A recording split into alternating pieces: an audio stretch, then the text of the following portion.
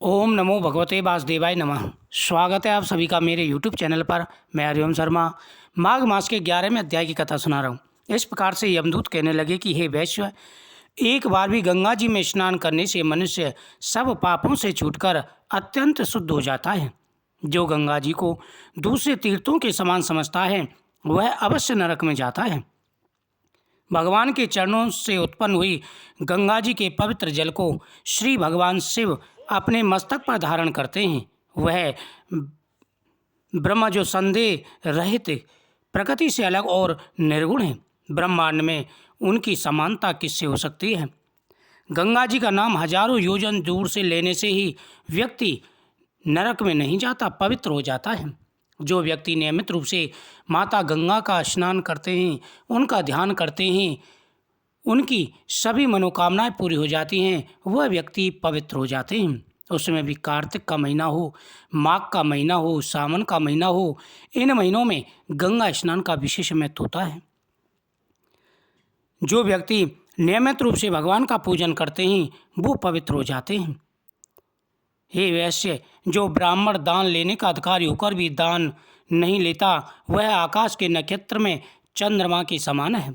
जो कीचड़ से गौ निकालता है, जो रोगी की रक्षा करता है या गौशाला में मरते हैं वह आकाश में तारागण होते हैं। प्राणायाम करने वाले मनुष्य सदैव उत्तम गति को प्राप्त होते हैं। प्रातः समय स्नान के पश्चात जो 16 प्राणायाम करते हैं वह घोर पापों से बच जाते हैं। जो पराय स्त्री को माता के समान मानते हैं वह यम की यातना को नहीं भोगते।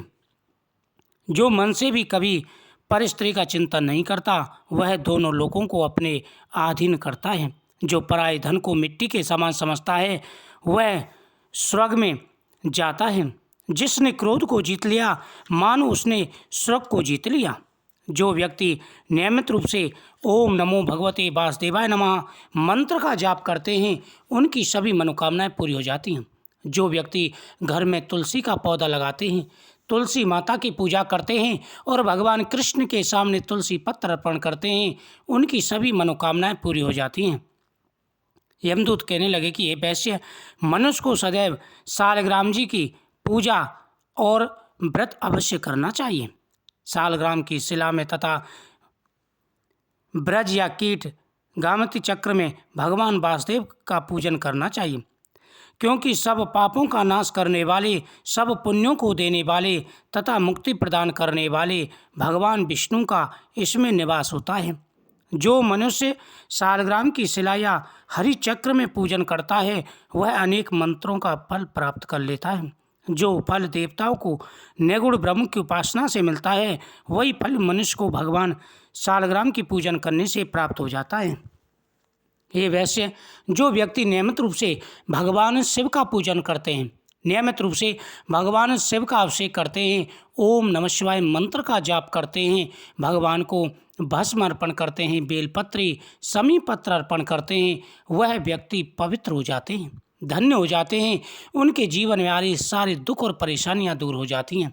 उसी प्रकार से जो व्यक्ति नियमित रूप से सालग्राम शिला का पूजन करते हैं, सालग्राम में भगवान का वास है, सालग्राम भगवान की पूजा करते हैं, उनके सामने दीप प्रज्वलित करते हैं, तुलसी पत्र भगवान को अर्पण करते हैं, उनको पीला चंदन लगाते हैं, वह मनुष्य पवित्र हो जाते हैं।